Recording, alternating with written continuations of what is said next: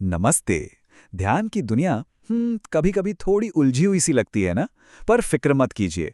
आज हम साथ मिलकर एक ऐसा रास्ता बनाएंगे जो आपको इसकी आसान शुरुआत से लेकर बिल्कुल गहरी समझ तक ले जाएगा।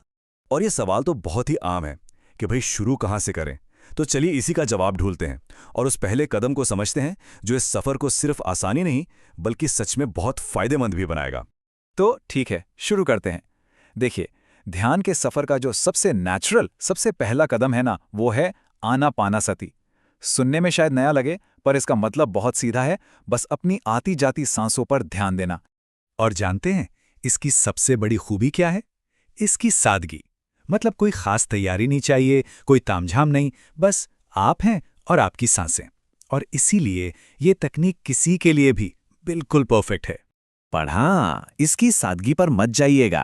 ये सिर्फ मन को शांत ही नहीं करती, बल्कि वो मेंटल मजबूती भी बनाती है, जो आगे की गहरी प्रैक्टिस के लिए बहुत ज़रूरी है। ये बिल्कुल वैसी ही है जैसे एक मजबूत इमारत के लिए एक पक्की नींव। अच्छा, तो एक बार जब नींव मजबूत हो गई, मन थोड़ा शांत और स्थिर हो गया, तो फिर हमारे पास और भी कई टूल्स हैं। ऐसी तकनीकें जिन्हें हम खास मकसद के लिए इस्तेमाल कर सकते हैं। तो जरा इस टूल बॉक्स पर नजर डालते हैं। देखिए, कितने अलग अलग तरीके हैं। जैसे मंत्र जाप से मन को फौरन शांति मिल सकती है, वहीं त्राटक से कंसंट्रेशन बढ़ता है।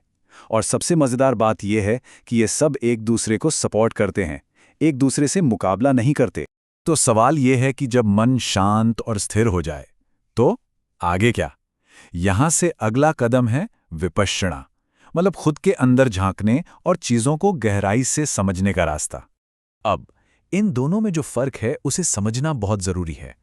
देखिए, आनापानासति का काम है मन को एक जगह टिकाना, उसे स्थिर करना। और विपश्यना, वो उसी स्थिर मन का इस्तेमाल करके हमें अपने अंदर की सच्चाई को देखने में मदद करती है। सोचिए, जब मन शांत होता है ना, तो वो एक साफ आईने जैसा हो जाता है।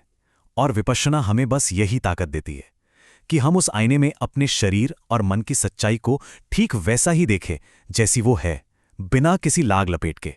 तो इतनी सारी जानकारी के बाद सवाल उठता है कि इसे अपनी रोज की जिंदगी में उतारें कैसे, है ना? तो चलिए एक प्रैक्टिकल सा रोड मैप बनाते हैं।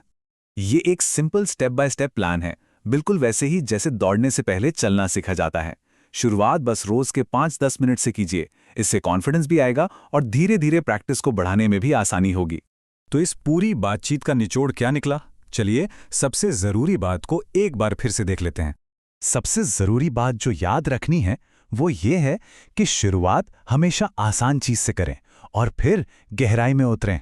आनापानसति मानो ध्यान की दुनिया का एंट्री गेट है, और विपश्यना वो रास्ता है जो हमें असल समझ की मंजिल तक ले जाता है। तो ये पूरा रोड मैप अब हमारे सामने है।